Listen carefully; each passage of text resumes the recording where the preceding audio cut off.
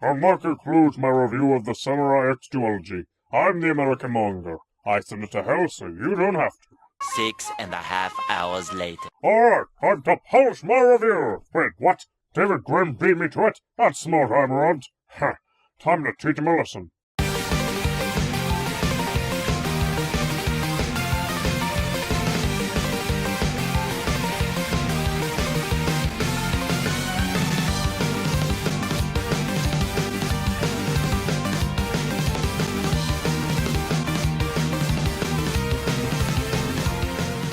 Sonic the Hedgehog, originally a franchise that rivaled Mario at one point, but has been thrown through the ringer over the last decade or so. Love it or hate it though, it's still popular in terms of sales, so it was only natural that it would eventually get a TV show, and Sonic did. 5 in fact. And 3 of them have anniversaries this year. Adventures of Sonic the Hedgehog and Sad AM turned 25 years old this year, and the product I'll be reviewing today turns 15 years old, Sonic X. Unlike the previous shows, however, Sonic X was an anime instead of a Western cartoon, which, frankly, given how Sonic was made in Japan, I was kind of surprised this didn't happen sooner.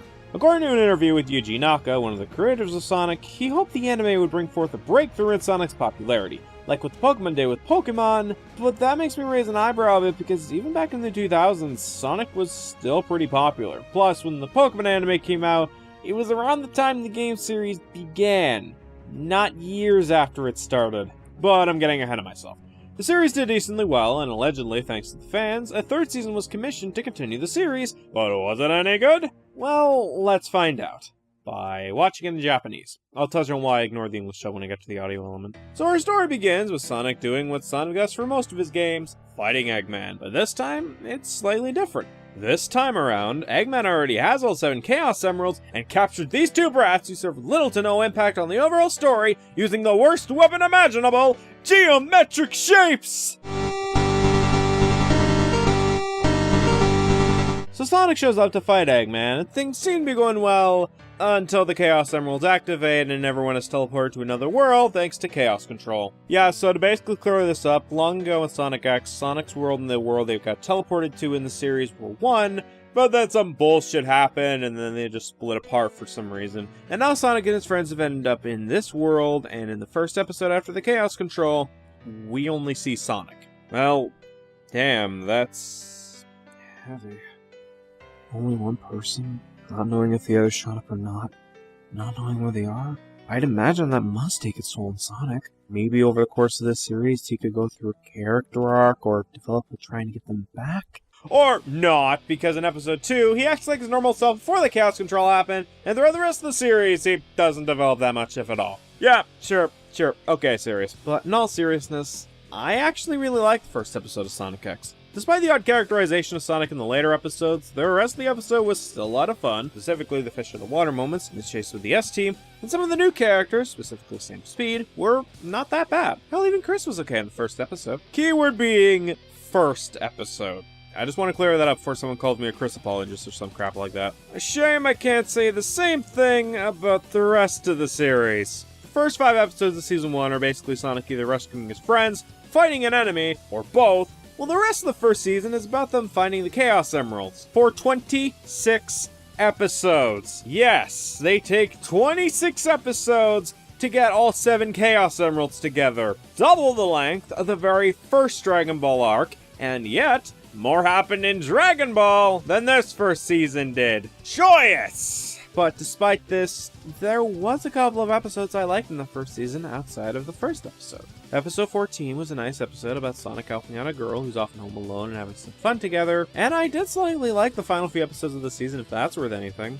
But everything else in Season 1 was just okay episode-wise. But at the end of Sonic 1, there's a worry about Sonic and his friends going back to Earth since Chaos Control could bring other humans into the world. But by the end of it, Chaos Control goes off, and instead of sending the Sonic characters home, it brings in locations from the adventure games to kick off Season 2. Which means summary arcs of the adventure series. Oh, great! Fuck off! Oh, god damn it! Yeah, fuck these arcs. I am not interested in rewatching the games again, but with self-inserts and really minor changes, years might I add after the games came out. So yeah, that's a good chunk of Season 2 just taken out, which, yes, also includes the Sonic Battle arc, which is basically a tournament arc like other Shonen Battle anime, but with Sonic characters instead. Well, except for a robot going crazy at the end, that's different. Well, shit. Does this universe have a guy who can destroy a single tree? I hear they're stronger than Manslayers. Nope. We get Cream the Rabbit to kill it. Oh, finally! Only took you 2 seasons to give her something to do, anime. Yeah, I am not a fan of Season 2, if you couldn't tell.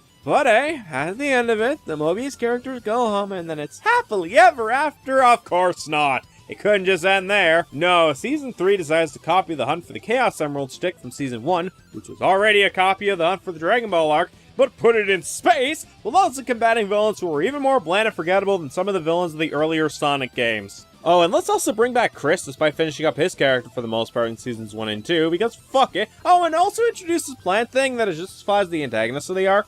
Yeah, I don't like Season 3 either, if you couldn't tell. The story's repetitive, the characters are shit, and like the last 2 seasons, it dragged its feet in terms of pacing. So, yeah, I am not a fan of the overall story of Sonic X. When it wasn't rehashing stories from the games and adding their self-inserts or doing very minor changes, the pacing dragged its feet at numerous points, and the final season felt like a waste of time in terms of both story and characters. Not to say that if it ended at Season 2 it would have been excellent, but the final season really did drag down the show's quality for me as it went on, and by the time I was done, I was only happy because I could finally watch something else, and not because I had finished a great show. Hell, I couldn't even care about the death of Cosmo near the end of the series, because I had cared so little about them as a character, that like Kenshin and Samurai X Reflection, I simply responded with, well, that just happened. For crying out loud, this is a character that has been in most of Season 3. I should care about them and their struggles, and yet, I just couldn't. She barely left much of an impression on me. Did I mention that I found the Metarex to not be all that interesting as antagonists? Crying out loud, Eggman in this season was way more interesting than them, and he was mostly a foil in this season. Also, let's bring back Shadow in this season and barely give him much to do as well, because that's a great idea! Just like we're using the second intro and the second ending for Season 3 instead of making something new! That actually brings up another issue with Sonic X.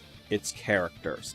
First off, the cast is way too big no matter what season it is, and a lot of the characters aren't that interesting or are just flat as a result. Needless to say, if you're expecting character development for this anime, that is not going to happen for the most part because most of them stay static throughout most of the series, and most of the uninteresting flat characters stay flat and uninteresting. While Sam Speed and Topaz are interesting enough and their chemistry with Sonic/Rouge is decent, I would have liked them to expand further on them as characters, and they honestly don't for most of the series. On top of that, other characters like Chris's family or the people working for him are really uninteresting and they don't grow as characters as the show goes on, which sucks because, again, there are 78 episodes. They could have made them interesting, but they ultimately don't. Even the main characters suffer this flat personality issue, and at worst, they are worthless to the overall plot. With the exception of the Sonic Battle arc, was Cream really needed in the series? Or Vanilla? Or Team Chaotix? Or Bokun? Honestly, no. Except for maybe comic relief, but we already have Eggman and the 2 robots for that. Now's the time I talk about Chris. Character considered by many to be one of the worst characters in the series. What do I think of him? Well, honestly, he's okay.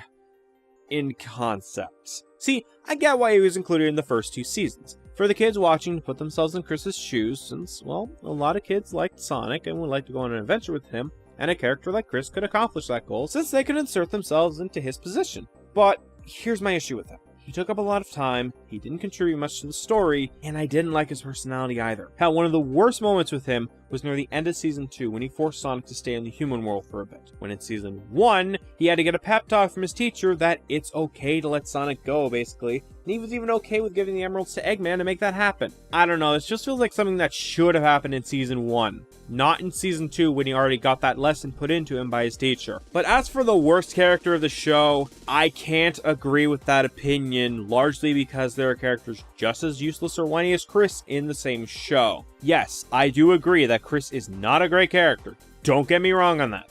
But to call him the worst, I don't agree with that. Either way, I am not a fan of the character element of the show. Even if it is meant for kids and the development isn't absolutely required, I still find most of the characters flat or uninteresting, so not even that helps the character element of the show.